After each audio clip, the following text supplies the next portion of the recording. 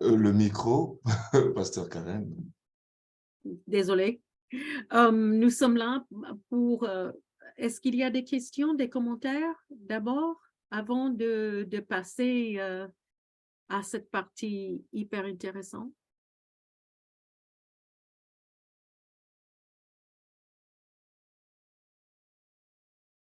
Alors, il n'y a pas de commentaires dans le chat. Je Il n'y a pas non m'inquiète plus. que j'ai Ah, parlé trop et ça veut dire que c'était difficile de me suivre et de non, m'écouter et absolument que... pas. Absolument pas. Je pense que le cours est attrayant parce que, voilà, je pense que Bon, tout ce que on peut vous... attendre jusqu'à la fin hein, pour... Il n'y a pas de problème. Je pense que si on a des questions au fur et à mesure, on pourra... Mais je pense la première partie a été très attrayante.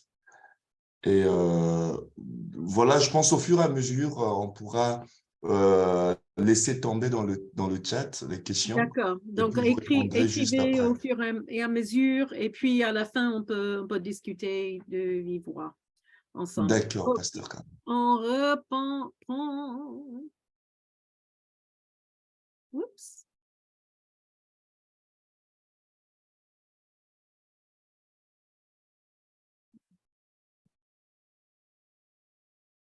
OK. Est-ce que vous voyez l'écran? Oui, c'est C'est cela. ça. Nous voyons. OK. Hum, J'essaie de faire bouger le menu pour que je vois mieux, mais en tout cas, c'est pas grave. OK. Donc, le pentecôtisme est né du mouvement de sainteté.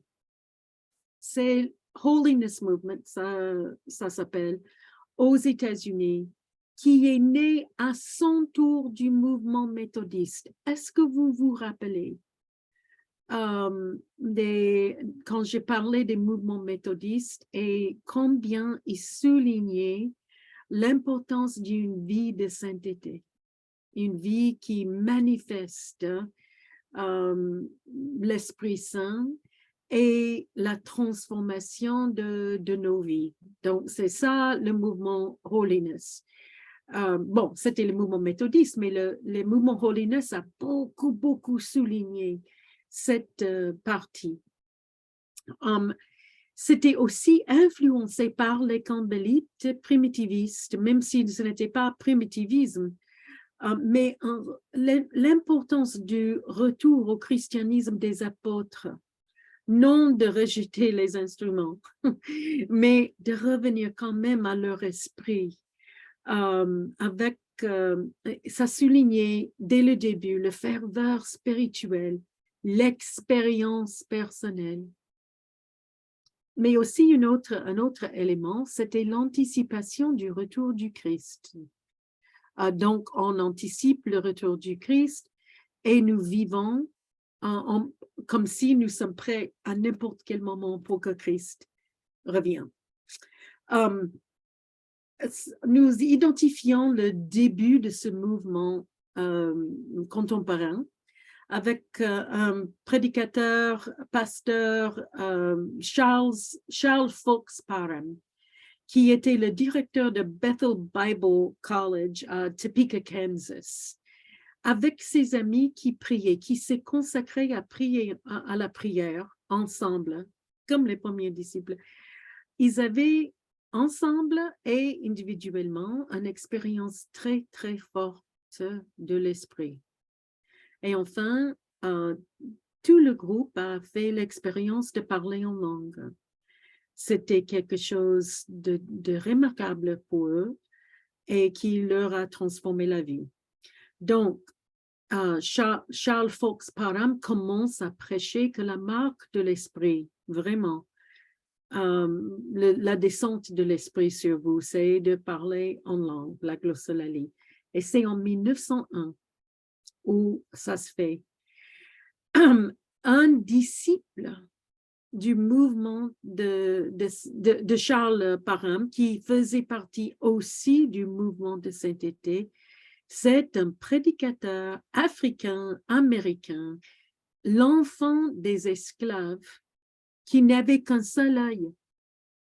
Il avait beaucoup souffert dans sa vie, mais il s'était donné au Seigneur. Il étudiait avec Charles Fox Parham. Il s'appelait William Joseph Seymour. Il fonde une église de mission à Azusa Street, Los Angeles. Et c'est là où commence le réveil d'Azusa Street en 1906. Uh-oh. Ça ne veut pas. Qu'est-ce que c'est que ça?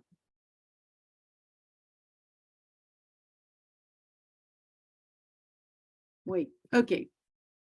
Je vais parler davantage de ce qui s'est passé à Azusa Street, mais vous voyez William Seymour ici entouré par des piliers de sa paroisse. Hein?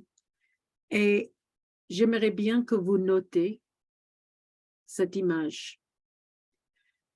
C'est hyper intéressant, n'est-ce pas, que le pasteur du groupe est noir. Et l'autre noir, oh, qu'est-ce que c'est que ça? L'autre noir, c'est sa femme Jenny. Elle est le troisième dans le deuxième rang. Les autres, beaucoup d'autres, étaient des blancs qui suivaient ce pasteur noir. À Azusa Street, c'est une partie de Los Angeles qui était vraiment des démunis. Et dès le début, Pasteur Seymour et les autres avaient le bras grand ouvert envers les démunis à Azusa Street. Donc, c'était une égalité radicale des croyants pour recevoir et participer dans la vie de l'esprit. Bon, si on considère la marque du mouvement pentecôtiste dès Azusa Street, nous voyons l'importance de l'expérience personnelle de Dieu, avec Dieu, manifestée par la pratique de parler en langue, mais évidente aussi autrement dans la vie. Parler en langue, ce n'est pas tout. C'est la vie de sainteté manifeste, évidente pour tout le monde. Aux origines, comme j'ai dit, c'était vraiment non hiérarchique. Hein? Et il y avait des prédicatrices dès le début. Donc, des femmes qui avaient des rôles aussi importants que les hommes et les personnes de plusieurs rangs de société avec un souci très fort pour les pauvres dans la société. Il y a trois groupes, trois vagues qui émergent. Donc, on commence vraiment non hiérarchique, c'est un mouvement, ce n'est pas une église, mais puis nous avons trois groupes qui se développent. Premier groupe, qui insiste sur la sanctification immédiate et complète. Ce sont des pentecôtistes de sainteté, Holiness Pentecostals. Ça veut dire que quand l'Esprit tombe sur vous, vous êtes sanctifié complètement et donc votre vie devait être menée sans péché. Donc, c'est ça. Deuxième groupe, sanctification progressive pendant toute la vie. La sanctification vous est donnée par la descente de l'Esprit, mais ça ne se manifeste pas complètement au début. Ça se développe progressivement pendant toute la vie du croyant, du chrétien. Donc, deuxième groupe. Et troisième groupe, c'était un mouvement c'était le mouvement Unity Movement, qui était contre la Trinité. qui n'aimait pas les formules de la Trinité, mais qui insistait au nom de Jésus seulement. Dans toutes les trois branches, il y avait éventuellement des dénominations structurées qui sont établies. D'abord, des églises pentecôtistes. Il y avait des églises qui existaient déjà du mouvement Holiness, mouvement de sainteté, dans le vague de John Wesley, qui s'y retrouvent et qui adoptent pleinement cet esprit. Donc, ça fait, je vais vous donner les noms en anglais parce que je ne sais pas franchement comment ça se traduit en français. L'Église de Dieu en Christ, Church of God in Christ, Pentecostal Holiness Church, l'Église de sainteté pentecôtiste, ou l'Église pentecôtiste de sainteté, et puis Apostolic Faith Church, donc l'Église de la foi apostolique. Donc, les trois faisaient partie, existaient déjà au moment de Azusa Street Revival, le réveil d'Azusa Street. Mais puis, après, d'autres églises sont nées, notamment 1914, les Assemblées de Dieu, la sanctification qui se manifeste progressivement. Ils faisaient partie de cette vague. Ils sont trinitaires et sanctification progressive, hein, et très, très, très missionnaire. Les Assemblées de Dieu s'implantent partout et continuent d'avoir un souci pour les démunis, les rejetés de la société, les pauvres dans la société. Ça devient vraiment, vraiment fort dans le sud-est des États-Unis au début. Mais les Assemblées de Dieu, comme vous savez bien, très tôt dans leur vie, adoptent un zèle pour la mission mondiale et s'organisent pour envoyer des missionnaires. Mais les Assemblées de Dieu sont des congrégationalistes aussi. Donc, très souvent, les Assemblées de Dieu, les missionnaires issus des Assemblées de Dieu sont soutenus non par une église ou un organisme, mais par plusieurs congrégations Assemblées de Dieu aux États-Unis. Et en 1919, le Pentecostal Church of God, donc l'Église de Dieu pentecôtiste, qui souligne l'obéissance aux Écritures d'abord. Et donc, le parler en langue et l'expérience, oui, mais surtout l'obéissance aux Écritures.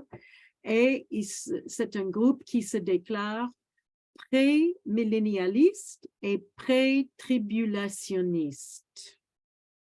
Ce sont des termes nouveaux parce qu'il y a aussi quelque chose d'autre qui s'est développé dans le monde du protestantisme. Attendez, je vais revenir au mouvement fondamentaliste en parlant, pour parler d'abord au pré-millennial dispensationalisme ou bien dispensationalisme pré-millénialiste. Je crois que je suis tombée en anglais. Le dispensationalisme pré-millénialiste s'est développé dans le 19e siècle. Donc, il y a une préoccupation avec le livre d'Apocalypse comme description littérale du retour de Jésus-Christ. Et d'un côté, et de l'autre côté, une tentative de comprendre comment Dieu sauve son peuple avant l'arrivée de Jésus-Christ et après, dans toute l'histoire biblique.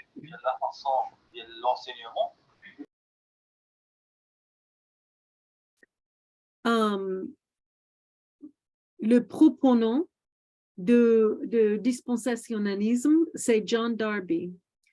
vous connaissez les darbistes, donc 1800-1882, et Darby définit les dispensations suivantes.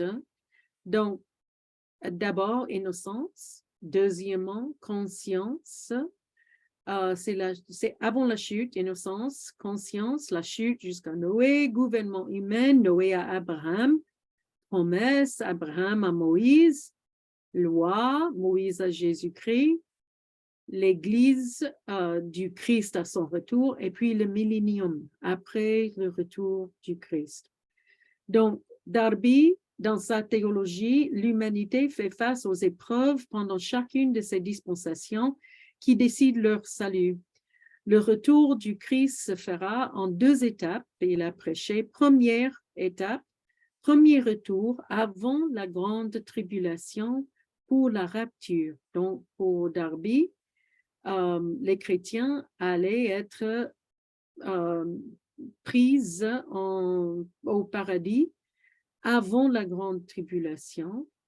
Et puis, le retour du Christ, le deuxième retour de Christ avec l'Église après la tribulation, là où le Seigneur régnera avec l'Église, les chrétiens, pour 1000 ans.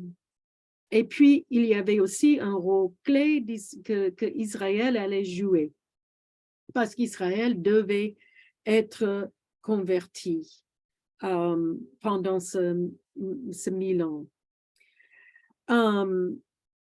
La Bible Scofield a été conçue et publiée pour soutenir cette théologie de John Darby.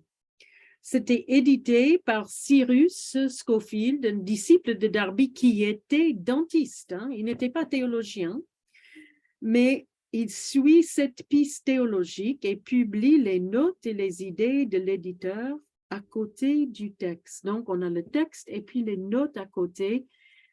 C'était très influent sur le public, surtout que les gens ne distinguaient pas entre les notes du commentateur et les textes bibliques. Et ce point de vue a été adopté par de grands prédicateurs de l'époque, y compris Dwight L. Moody, de Moody Bible College, et beaucoup d'autres Bible College, donc des instituts bibliques aux États-Unis. C'était aussi exporté en Afrique, en Asie et en Amérique latine. Mais je veux aussi qu'on considère ensemble le mouvement fondamentaliste qui se développe en même temps.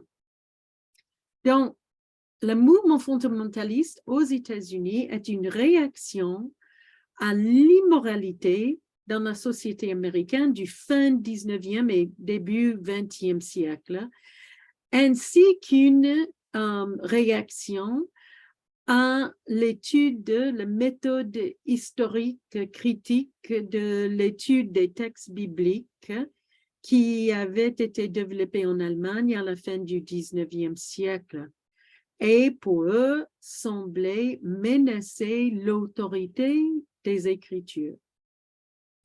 Donc en 1910, il y avait la publication d'une série de brochures intitulées Les fondamentaux, ça veut dire fondamentaux, The Fundamentals en anglais, de la foi chrétienne, qui ont été largement circulées. C'est un mouvement qui est né dans l'Église presbytérienne, mais le mouvement, j'ai dit l'Église, mais c'est plutôt le mouvement, souligne l'infaillibilité des Écritures qui sont sans erreur et doivent se lire littéralement. Donc, infaillibilité, on emploie ce mot, inerrancy en anglais, au lieu d'apprendre le mot traditionnel, autorité. Le mouvement encourage une exploration scientifique des Écritures, donc une exploration dite scientifique, pour déterminer les règles de comportement dans n'importe quelle situation. Les réponses de toutes les questions de la vie se trouvent dans les Écritures. Il faut savoir comment miner les Écritures pour les trouver. Le souci principal, c'est d'avoir la doctrine correcte qui va encadrer le comportement correct. C'est beaucoup plus important que l'expérience spirituelle personnelle dans le mouvement fondamentaliste. OK. Bon, l'influence du mouvement fondamentaliste. Le mouvement fondamentaliste, au début du XXe siècle, influence beaucoup de dénominations protestantes. À partir des presbytériens dans les 1920, beaucoup de prédicateurs presbytériens qui promouvoient ce mouvement fondamentaliste.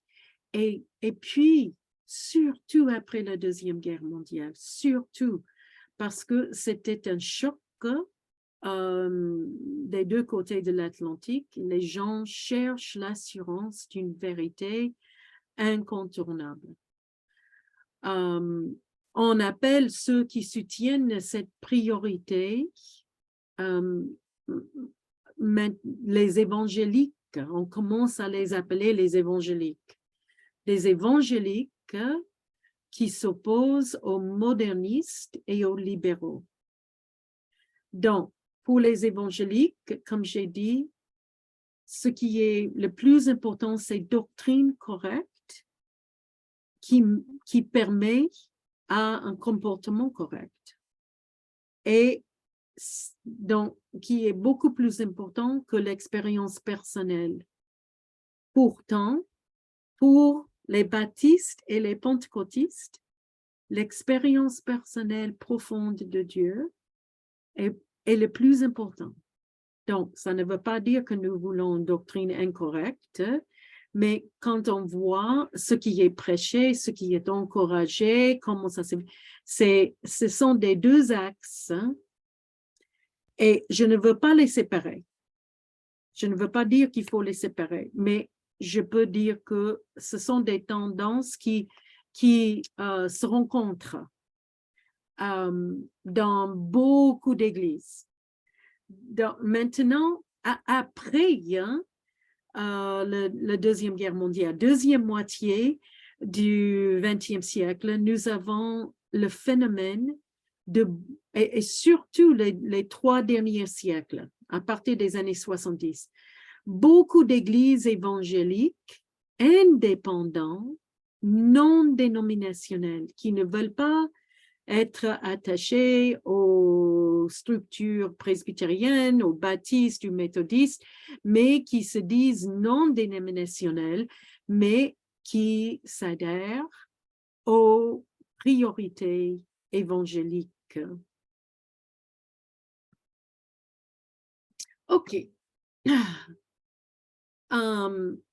Ce côté plus évangélique trouve que le Conseil œcuménique des Églises a perdu son zèle missionnaire et a trahi l'esprit évangéliste d'Édimbourg. Et alors, les évangéliques se regroupent entre eux à Lausanne en 1964. Donc, le grand orateur à Lausanne, c'est Billy Graham, évangéliste baptiste aux États-Unis. Je l'ai entendu prêcher 3 fois, moi-même. Il note la divergence entre le leadership du CEIM et les églises plus évangéliques et évangélistes. Donc, ce n'est pas tout le CEIM hein, qui est, pour lui, c'est surtout le leadership du CEIM qui s'est égaré des buts originaux du CEIM. Alors,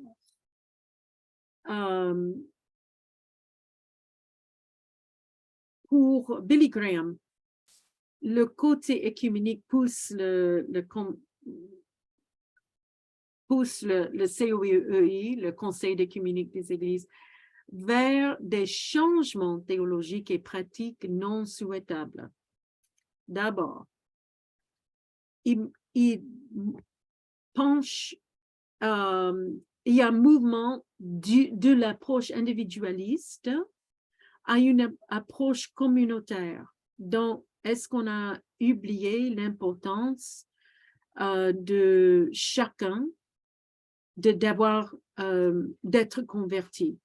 Est-ce que nous pensons tellement aux questions sociales et à d'autres questions que nous avons oublié notre mission principale, de l'évangélisation à l'action sociale, et est-ce qu'on a laissé tomber les sociétés de mission parallèles à l'Église qui regroupent des personnes et beaucoup d'énergie zélée à une Église acteur elle-même de la mission. Ça veut dire que toute la mission doit être faite à travers des structures officielles de l'Église. Donc, c'est une question de liberté de créer d'autres structures à l'extérieur des églises pour arriver à la tâche, pour accomplir la tâche. Est-ce qu'on a on a vécu, témoigné un mouvement de la réconciliation avec Dieu à la réconciliation sociale? Pour Billy Graham, ces infléchissements proviennent principalement d'une subordination de la mission aux intérêts des églises institutionnelles. Donc, lui, il dit à Édimbourg, les responsables d'église n'étaient pas là en tant que représentants de leurs églises, mais comme évangélistes ou missionnaires. Et enfin, pour lui, les rassemblements missionnaires du CEI, les participants deviennent de plus en plus les gros responsables des dirigeants d'église, au lieu des personnes qui ont la vocation, l'appel et le zèle pour la mission. Alors, il veut regrouper à Lausanne et il réussit à regrouper à Lausanne des personnes qui partagent son point de vue. Nous voyons une divergence dans le monde du protestantisme, des tendances. Et encore une fois, il ne faut pas les séparer complètement, mais dans le courant œcuménique, nous avons des grands débats théologiques sur le quoi et le pourquoi de la foi, de la mission de l'Église. Le courant évangéliste est dominé par le pragmatisme et l'impératif missionnaire vers l'action. Comment être efficace, comment réussir. Donc, après 1974, le mouvement de Lausanne, le mouvement CEI sont distanciés, mais quand même, il y a beaucoup d'églises qui participent aux deux courants, qui sont marquées par les deux courants. On n'a pas besoin de sacrifier l'un pour l'autre dans beaucoup d'églises.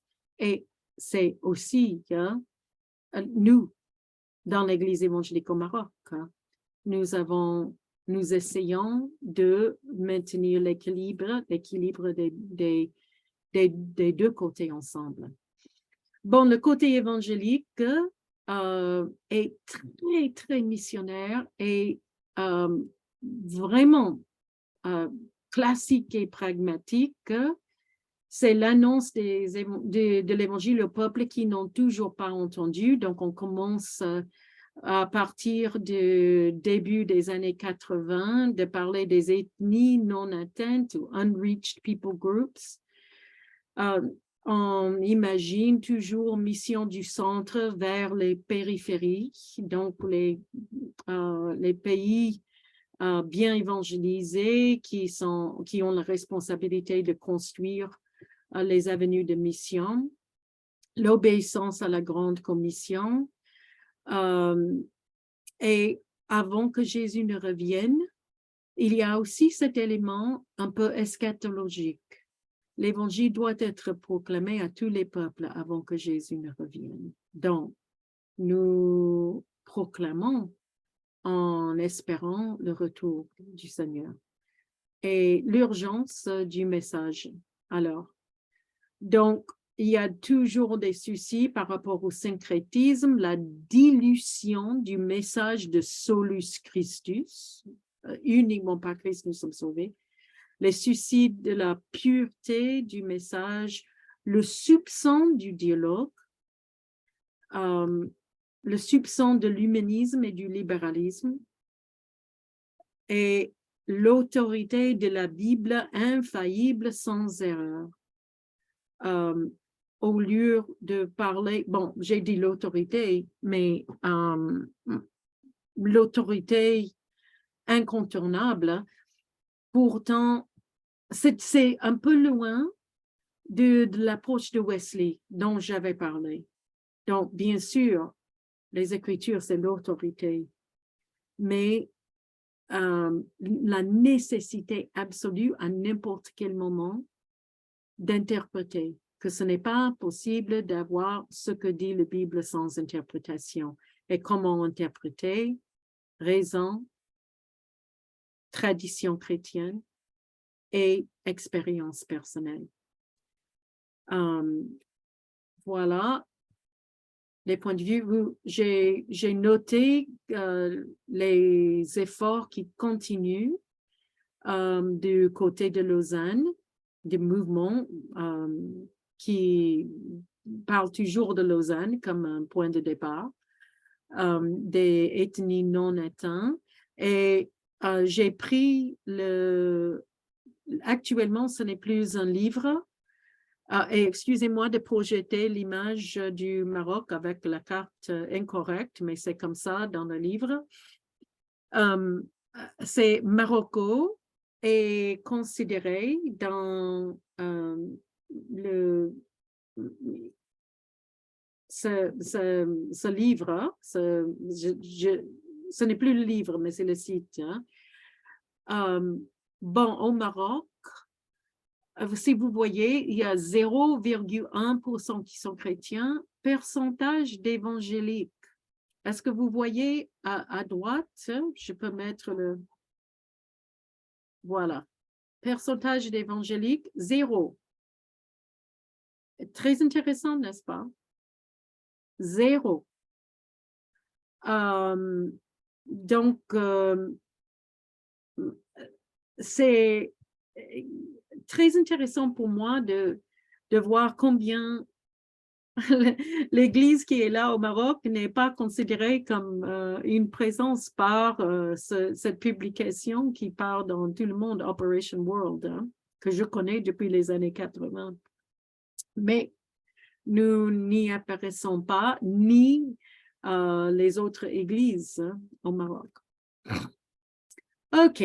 Bon, je vais vous envoyer ce schéma pour vous montrer, c'est un peu l'arbre de l'Église, des églises, y compris les églises orthodoxes, les églises catholiques et les églises anglicaines.